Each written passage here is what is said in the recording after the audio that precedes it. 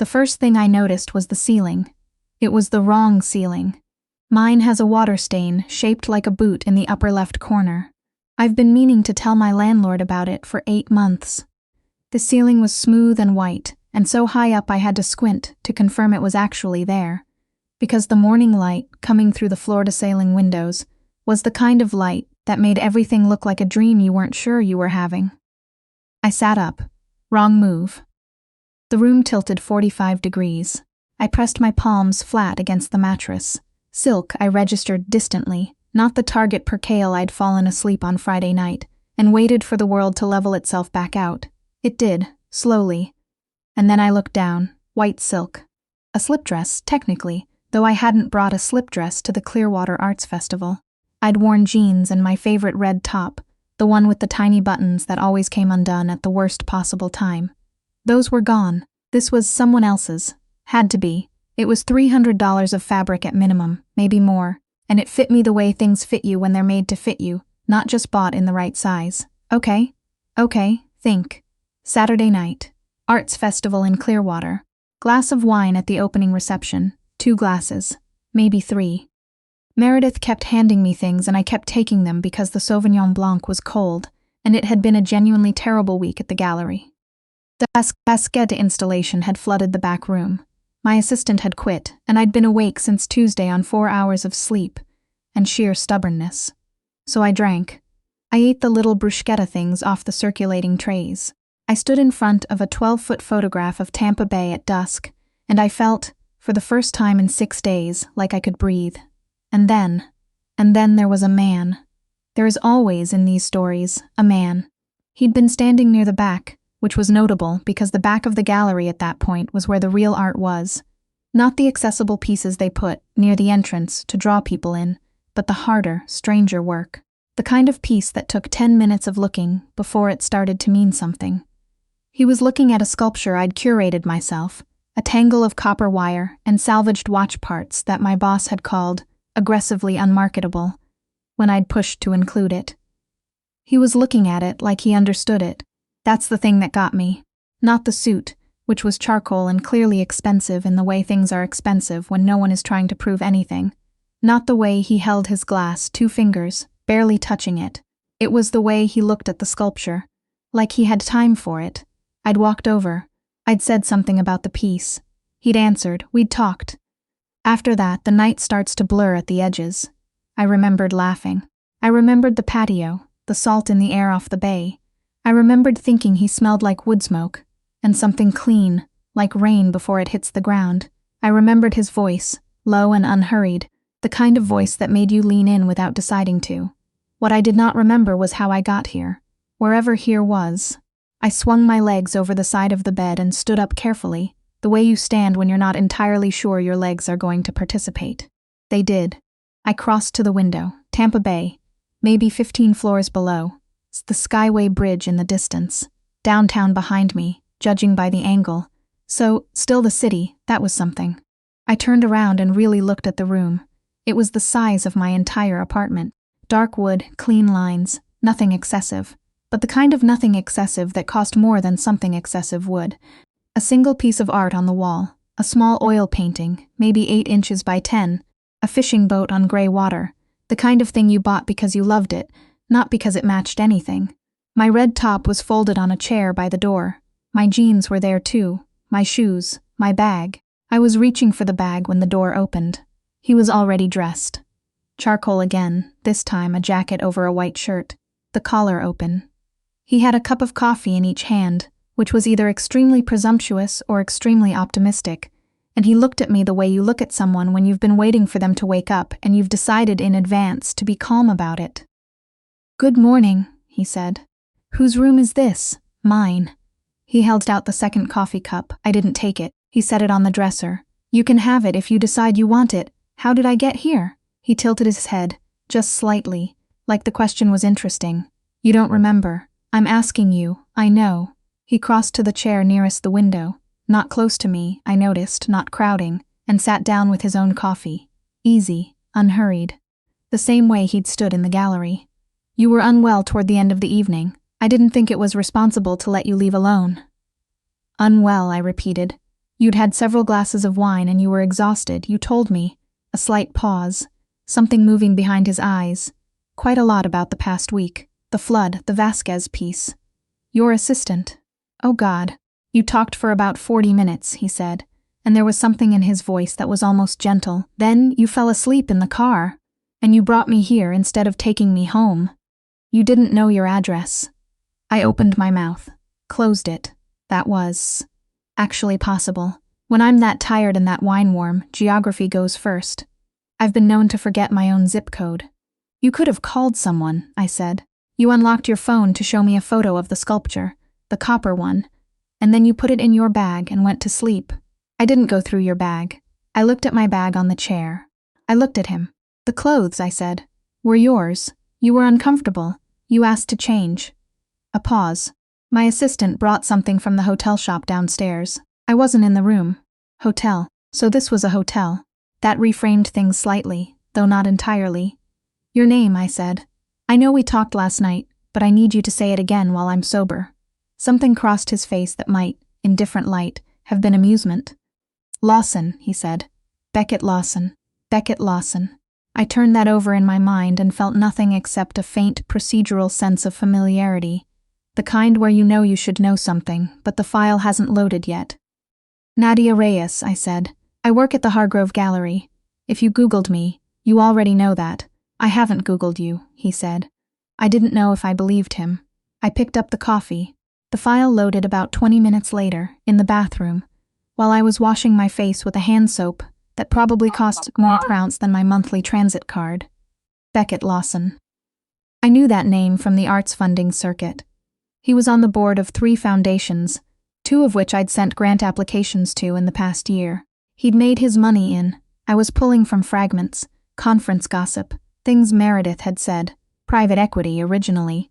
But he'd moved into real estate development in a specific way, the kind that wasn't just luxury condos. Historic preservation, adaptive reuse. He'd funded the conversion of a decommissioned power plant in Pittsburgh into a mixed-use art space that had won some award I couldn't remember the name of. He was, by every professional account I'd ever encountered, serious. Not flashy, exactly the kind of money that didn't need to announce itself. He was also, I was now remembering, not unmarried. Or, not married now. There had been something, a name and a caption at a gala 2 years ago, maybe 3. Someone I'd never heard of again. I looked at myself in the mirror. You talked to him for 40 minutes about your flooded gallery, I said to my reflection. My reflection had no comfort to offer. I went back out. He was on the phone when I emerged, standing at the window, speaking in a low voice. He held up one finger. Just a moment, and I sat down and ate one of the pastries that had appeared on the coffee table, because I had no idea how they'd gotten there and I was hungry, and at some point you have to choose practicality over dignity. When he hung up, he turned around and looked at me with an expression I couldn't parse. I need to tell you something, he said. Okay. It's somewhat unusual, more unusual than waking up in a hotel room in someone else's nightgown. Yes, he said simply, significantly. I set down the pastry. He sat across from me. He didn't fidget, this man, didn't look at his phone, didn't adjust his cuffs, didn't do any of the things people do when they're buying time. He just looked at me directly, like whatever he was about to say was something he'd already made peace with. Last night, he said, when you were, less coherent, you told me about the gallery, about the grant you'd applied for, the one from the Lawson Creative Foundation. My stomach dropped approximately 6 inches. I'm the board chair, he said, unnecessarily. I know, I said. My voice came out steady. I was grateful to it. You didn't know that when we talked. No. I had known his name. I had not connected it, in my wine-blurred state, to the letterhead I'd been agonizing over for 3 months. You told me about the Vasquez installation, the flood, the copper sculpture, why you'd chosen it, what you thought it meant. He paused. You were, he seemed to be selecting the word carefully, unguarded. I was drunk, I said. You were honest. He held my gaze. I want you to know that whatever decision the board makes about your application has nothing to do with last night. I'm telling you that directly because I imagine that's the first thing you're worried about. It was, in fact, the first thing I was worried about. I hated that he'd anticipated it. What's the second thing I should be worried about? I asked. A pause. My family has a function tonight. A dinner. It was arranged some time ago and I've been. He stopped. Started again. I've been expected to bring someone. I looked at him. I realize how this sounds, he said. Does it sound like you're about to ask me to be your date at a family dinner the morning after I accidentally slept in your hotel room? Yes, he said. That's exactly how it sounds. The audacity of it was so complete that I almost laughed. Almost. Why? I said. Because I've spent 6 months declining to give anyone a reason to stop asking questions about my personal life. And I'm tired of it, and last night you were. He stopped.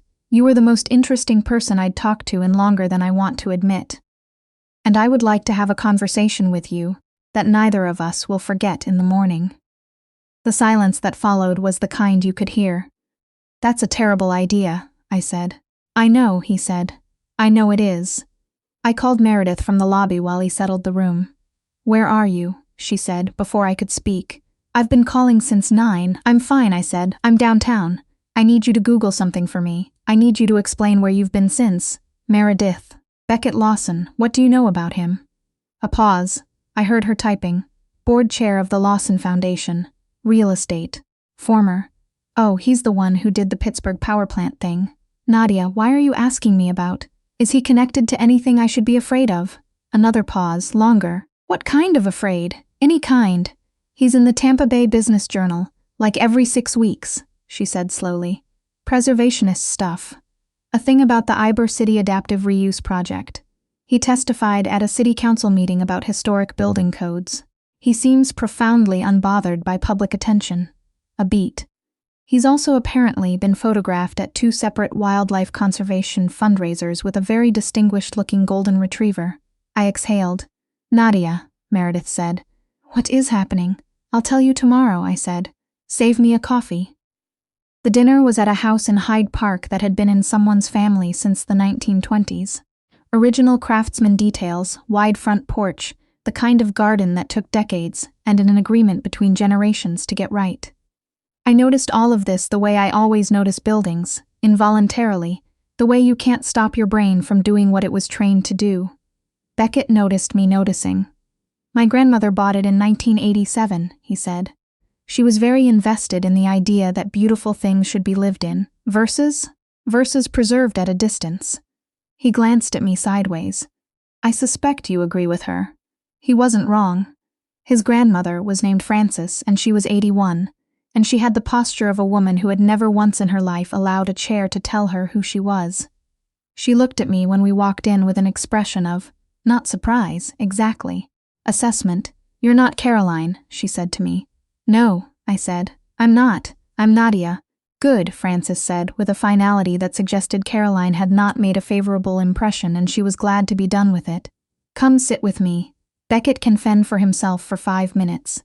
She wanted to know about the gallery. About the copper sculpture, about the Vasquez flood, which Beckett had apparently already mentioned. She waved her hand when I started to explain and said, I know about the flood. He told me this morning. What I want to know is whether you salvaged the piece. We had.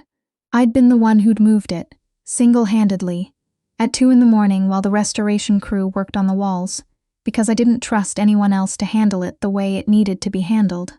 Good, she said again. People who save things that matter are worth talking to.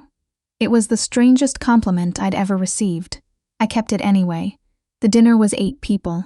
A cousin named, I lost track, a business partner of Beckett's who talked about zoning ordinances for 20 minutes in a way that was somehow genuinely interesting. An architect named Sue, who specialized in historic restoration, and who, when I mentioned the Hargrove Gallery, grabbed my arm and said she'd walked past it 100 times and never gone in, and now felt personally implicated in the situation. Beckett sat across from me. He watched me talk the way he'd watched the copper sculpture, like he was taking his time.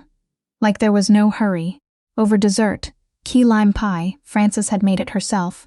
She was clear about this. His cousin leaned over and said quietly, He hasn't brought anyone here in 2 years. I know, I said, even though I hadn't known the timeline exactly. I found out this morning.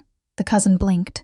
Then she laughed, a real laugh, unpracticed. I like you, she said. I like you too, I said. What's your name again? Colette. She shook her head, still smiling. He's an idiot, by the way, in case that's useful.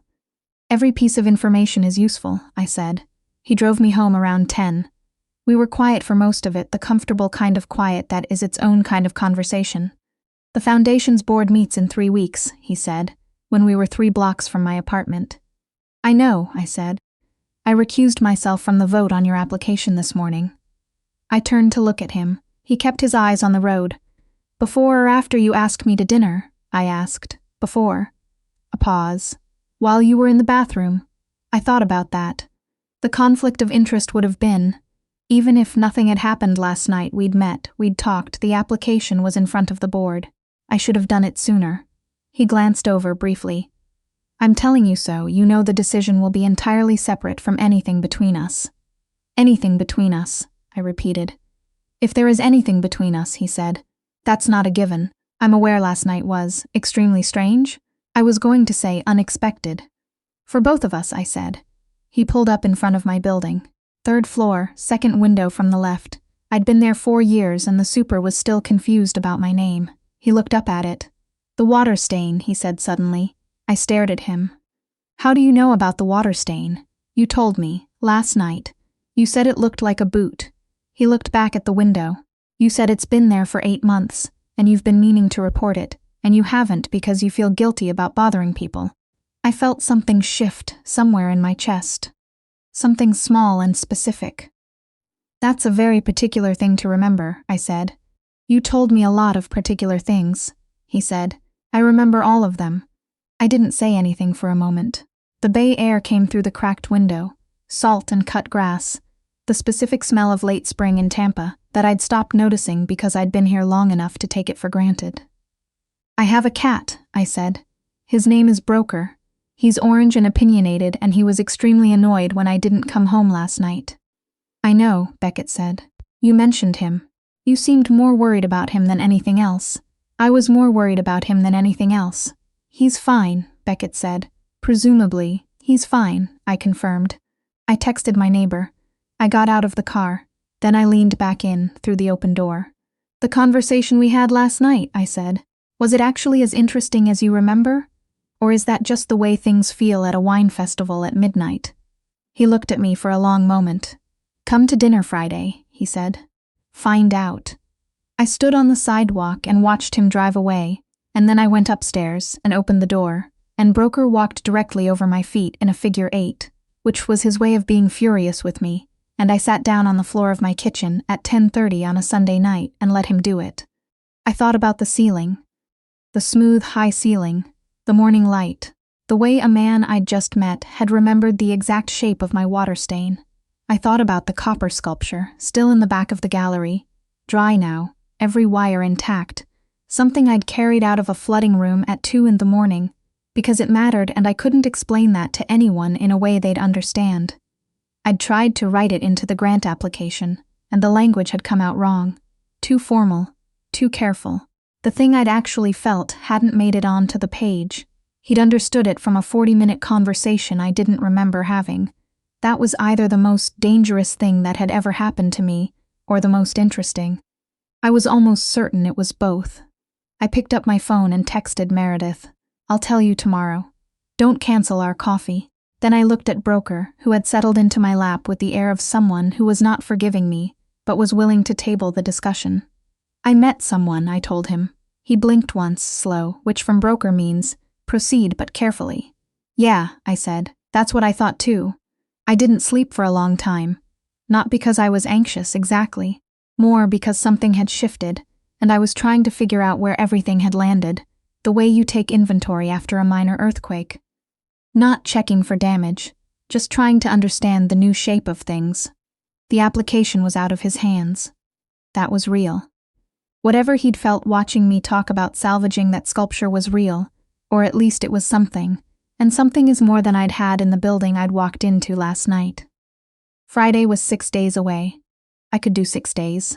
Broker purred, which from him is not warmth so much as tolerance, and I turned off the light and looked up at my ceiling in the dark, at the boot-shaped stain in the upper left corner that I'd been meaning to report for 8 months.